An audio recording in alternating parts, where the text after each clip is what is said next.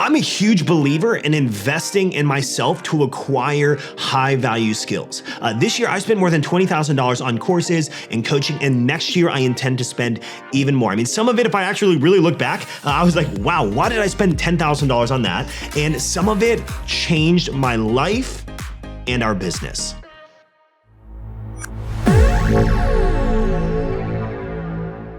Welcome to the E-commerce Alley podcast, where we believe that great brands are built on passionate leadership, smart operations, and of course, powerful marketing. I'm your host, Josh Coffey, and if we've never met, hi, nice to meet you. I've been helping e-commerce brands generate tens of millions of dollars in revenue through strategic marketing and coaching for a pretty long time now. I mean, we're over 9 years, closing in on 10 years here. And so if you're listening to this podcast, there's one thing I could probably gather about you, and that is that you care about your personal growth. You know, you might listen to podcasts like this or other ones. You might read books. Maybe you take courses. Maybe you're someone who likes to go attend live events, webinars, or maybe you even get coaching on different areas of your life and your business. And I'm like you. Over the years, I've been a fanatic about my own education and my growth. I remember one of the very first personal development, I guess, quote unquote, books I read was back when I was in high school. I was a junior in high school, and I had read a book called Rich Dad, Poor Dad, which I'm sure many people listening, maybe you've read that book too. Wonderful book, and it kind of opened my eyes to the idea that you can build wealth, you can grow yourself personally, and looking back, ironically, I believe a lot of what I have done on the personal or on the education side of it has been really for vanity. And so what I want to talk about in this podcast episode is we're kind of going into the new year is, where does education, where does coaching lie in your journey as an entrepreneur and as a leader? And then also, like, what's good? What is a good education, or what is good investing in that look like, and how do you decide what to invest in, what not to invest in, and when you should do that? So this is basically gonna be a rundown of my journey and talking through perspective that I have on how to think about this. And so I used to read, I don't know if you read books at all. I know a lot of people don't read books nowadays, but I used to read 30 books a year. In fact, every year, I create what I call a contract with myself.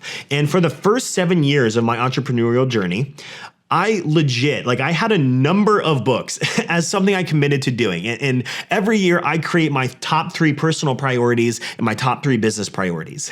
And every year for the 7 years, I had one of those priorities personally was always read and then insert a number of books. Read 30 books, read 24 books. And I started at 18. I remember one year I was like, hey, I like reading, and I feel this, I feel like this, well-read person, and people look up to me because I read books and I feel sophisticated. And so I started with the goal of 18, and I said, I will read 18 books this year. And then the next year was, I did it. I will read 20 books this year. I will read 22. I will read 28. And then it ended where I was reading 30 books by year, I think like 5 or 6. I was reading 30 books. And so if you don't read, you're probably like, that's insane. And if you do read, you're probably like, that's insane. That's literally more than a book every other week almost, if you look at that, if you break that down.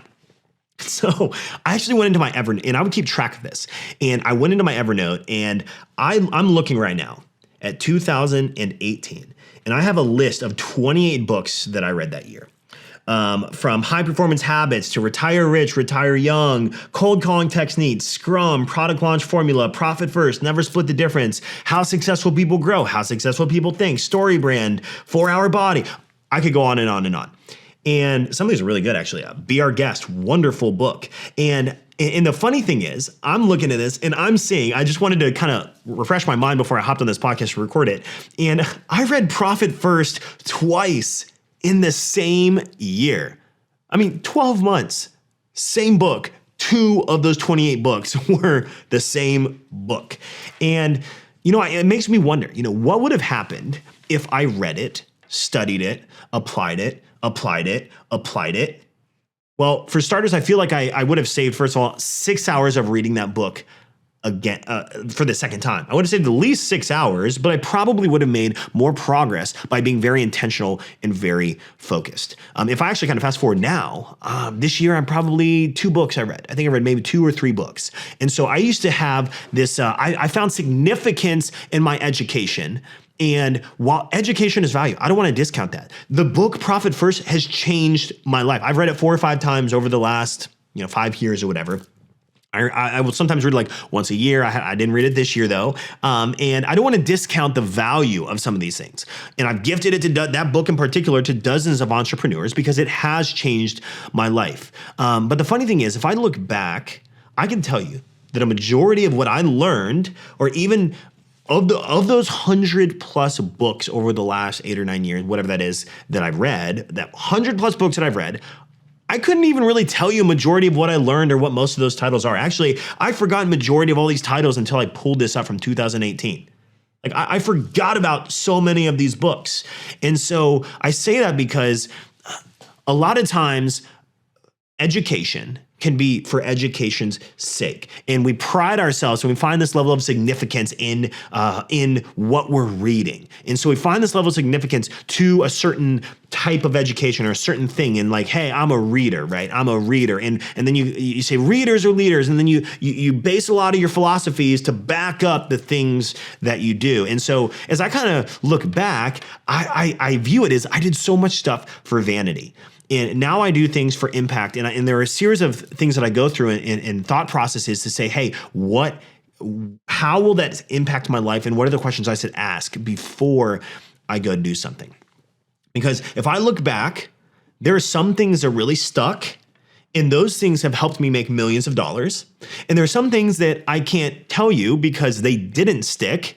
And I feel if I actually was focused, I could have made substantially more progress. And so last year, just to give you kind of an example here, I invested in personal nutrition coach for my wife and I. I invested in email marketing courses and subscriptions, Facebook courses, of course, because I'm a Facebook guy. So I have to always see what other people are doing and kind of what's being tested and go test my version of that. Tons of miscellaneous courses on things from marketing to entrepreneurship. And then the biggest buy that I had done was a $10,000 YouTube ads training and coaching program. And before I invest in coaching and training in any capacity, I always ask myself several questions. I mean, so if I add those all up, I know some people spend way more than I do, but I'm a college dropout, so I'm working my way up. So over $20,000, more than half, almost half of it went into one program to teach us how to leverage YouTube ads for our business. And so I invested in a lot of different things. And so before I do those things though, and some of them I'm going to tell you about were great for us and some of them were not great for us. And so I want to give you some criteria that if you're like me and you're like, Josh, I love learning. I constantly invest in my education. I have coaches or I know I need a coach to help me in some area of my life. I'm going to give you 3 questions that I always ask myself before I go do those things. Because when I don't ask myself, I usually find myself in trouble, I spend money, and then things go down the drain. And so speaking of questions, before I do that, I do want to, I do have a question of the week. And this question comes from Adam Thomas with modernelectronica.com. And Adam actually asked this in our Facebook group. And he said, my Facebook ad account, or my Facebook account got hacked. They shut down my business manager, and I'm working on getting access back right now. Oof, that sucks. But I'm over a week down now, still waiting on Facebook. What should I do in the meantime? So if you've ever run into this situation here, there are things you can do now, and then there are things you could do to prime yourself for, there are things you can do proactively and things you can do reactively. So reactively, here's what I would do. If you're in this situation where you get put out, you get sidelined, you have to work with what you got. You got to work with what you got. Like if I lost access, and I want you, if you're listening right now, imagine you're in Adam's shoes. You lose access to your ads account. They hack your profile. They shut down your business manager. If you lost a source of traffic and of new customer acquisition or of just acquisition in general, If you lose that, you have to work with what you got. So as we go into the holidays, when we're recording this right now, I'm going to start leaning heavier into everything that I do have. I'm going to lean into, do I have Google Ads going? Should I start developing some other marketing channel to help to prepare for this in the future? But then also, I'm going to start leveraging things that I like email. I'm going to start leveraging things like SMS. I'm going to start leveraging things like social, using the assets that I have to continue weathering the storm while you figure out the Facebook part of it. But then what I would do proactively, if you have never had this happen before, it is a crappy position to be in, which is why I thought this was a good question of the week. Is I am going to prepare better security for my accounts. And we've had this happen a lot. We've had a lot of clients' accounts get hacked. It feels like lately everyone's personal profiles are trying to get hacked. And so to protect yourself from this, if you're on the Facebook front or Instagram front or something like that, my advice is to turn on both your profile and your business manager. Turn on two-factor authentication. I think that's what it's called. Two-step factor authentication, to where you have to receive a text in order to log into anything, whether it's your business manager or even your personal profile. Maybe you didn't know you have to have that, or you can have that. Turn that on, and that's going to protect you in case you run into those situations. So if you have a question, though, that was a great question, Adam. I'm sorry you're in that spot, man. That sucks. I was there one time before, and that was really rough to get out of, and we had to start over, actually. And so if you have a question for me to answer, shoot me a DM on Instagram at Josh Coffee, or join the e-commerce alley Facebook group at alleypodcast.com/group. You can ask your questions in there, and I might feature it on this podcast, because moving forward, something we're doing is we're going to start answering, we're going to have the question of the week that we're going to be addressing. So sucks to be there, Adam, man. I feel you. Work with what you got, and then prepare yourself as you continue to grow and move forward. So what are the questions that I ask myself before buying education or coaching? So there are three kind of criteria that I go through whenever I'm analyzing, is this for me, and should I do it now? The first thing that I believe you should ask yourself is, does it lead toward my top 3 personal or top 3 business priorities? Now, for me, every year in December, I take what I call a clarity day. And this is where I just take one whole day to myself, and I develop my vision for the next year, where I then establish my 3 personal priorities and my 3 business priorities. Meaning, if I got nothing else done next year, but I accomplished those 3 personal or business priorities, that those areas of my life would be a success. And so when I'm analyzing if I'm going to spend money on something, I have to ask myself, does it align with the vision and the priorities that I have going into the next year? Because if it doesn't, then I probably shouldn't do it, because I only have a finite amount of time and focus and energy that I could put forth. And so that should probably be focused on leading me closer and inching me closer toward the priorities that I've set for my personal life and for my business that year. And so I'm always going to ask, does it lead me toward my top priorities? And the other perspective of that too is, it doesn't have to only be for me. Meaning, if we have 3 business priorities, sometimes I'll invest in something, I'll make sure that I have access to it, I'll overview it, and I hand it off to my team, because that education, I'm gonna get a little bit of it, but I'm gonna hand it, once I dive into it, I might be able to hand that to a team member. So when I go in, I always ask myself, is this something that I could glean information and become better from? And then also, is this something I should maybe hand to my team? So number 1, does it lead toward my top priorities? The second question I'm gonna ask is, can it be implemented in the next 90 days? You know, if I can't start doing something for 2 or 3 months, I just flat out, I don't do it. And I don't know, maybe you're like me in the manner that if you don't have momentum, it is real freaking hard to get momentum, you know? if you don't wake up, if you're not in the habit of waking up at like 4:45 a.m. in the morning and being in the gym by 5:30 a.m., it's hard to start that trend. It's hard to just dive nose first and be good to go. So if you can't start doing something right away to at least initiate the momentum, then I usually don't do it. And because things change every month. Like for our Mass Profits mentorship, like our D2C we teach D2C ecom brands how to basically unlock predictable growth and new customer acquisition through Facebook ads. Well, Facebook ads It changes a lot. And so because it changes, I have to regularly update the program. But a lot of times when I'm going to buy something, or maybe you're looking at investing in a course or a program, if you're going to invest in something, you don't know how often that stuff is going to be updated, or even when the last time it was updated. So if I bought it today and I can't implement it for 4 months, and then in 4 months I'm able to, and then it's outdated, well, that would suck. I'd be in a bad position. And so one of the criteria is it has to be able to be implemented, meaning at least get the ball rolling. It doesn't have to be completed, because some things do take longer, but it has to be at least implemented in the next 30 days, because I believe that momentum breeds momentum. If you start something and you don't get momentum, or you don't get that initial momentum started, it is really hard to get it, but it's easier if you can maintain it. And so the likelihood of getting momentum 90 days into something after you bought it is substantially lower than if I got going tomorrow or in the next week. And so can it be implemented in the next 30 days, or at least started? And when I say implemented, I mean, can I begin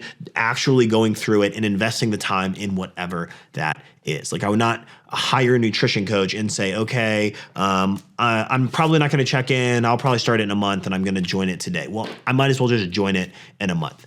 So that's the third criteria, or the second criteria. The third thing I'm going to look at here is I'm going to look at what's the worst case scenario. Human beings are just naturally optimists. We all look at the best, most times, not everybody, but we often look at the best case scenario because we innately want ourselves to succeed. We want things to go according to plan. And for me personally, this is one of my weaknesses, because I am a super optimistic guy. I mean, I'm like, hey, this is our goal for the year. And then the team is like, yeah, that's like 22 times more than we did last year in this 22 times growth than we did last year, probably not going to happen. And so for all of you optimists out there that are kind of like me, you need to consider the worst case scenario. And so we can always assume the best case, right? The best case is what the sales page says. The best case is what the front of the book or the program, whatever it is, says, or the salesperson says. But what is the worst case scenario? So earlier this year, I spent $10,000 on a YouTube ads training and coaching program. But when I bought that program, I also there was another one in conjunction that was a little bit of sales training that I would be able to take and kind of give to our team. And there were some templates and assets and spreadsheets and things like that would just help our team on the back end that I knew would be valuable. So before I pulled the trigger and spent $10,000 on this program, I asked myself, what's the worst case? Because the best case is this works. YouTube ads becomes a new sustainable channel of lead generation and new customer acquisition, and we're acquiring new customers every single day from it, and everything is honky dory. We live in rainbow land, and it's perfect, right? So that is the best case scenario. But usually in life, the best case doesn't play out. So what was the worst case? The worst case I could come up with, and I talked to my business partner about this, was the worst case is we buy this program, we get no new customers, meaning we go try some things and it doesn't work, or we get too busy and we don't end up like launching the actual campaigns. But the worst case scenario is we get no new customers, but we would have a deeper understanding of YouTube ads, and we would learn how a higher tiered training and coaching program was run. Then we could arbitrage certain concepts and elements we liked of that into our own program. And while I would love to say I spent $10,000, went through this program, we implemented it flawlessly, and now that's the largest source of new customer acquisition, and it's the source of tons of leads for us, I would be lying. I would love to say that, but that was not the scenario. What played out was my worst case scenario. We did not acquire tons of new leads from it. We did not acquire new customers from it. And the reason that happened was because I bought the program. I went through some of it, but I handed it off to a previous paid media buyer that we had on our team. He did not implement it in the capacity that we needed, and Facebook ads has just been crushing it for us. So we decided intentionally to, after going through it, you know what? Rather than splitting our focus, let's move all our focus to Facebook and make more progress, in which we did. But by going through it, we got some templates, we got some things from the sales front that wasn't even YouTube related that has way more than paid for itself.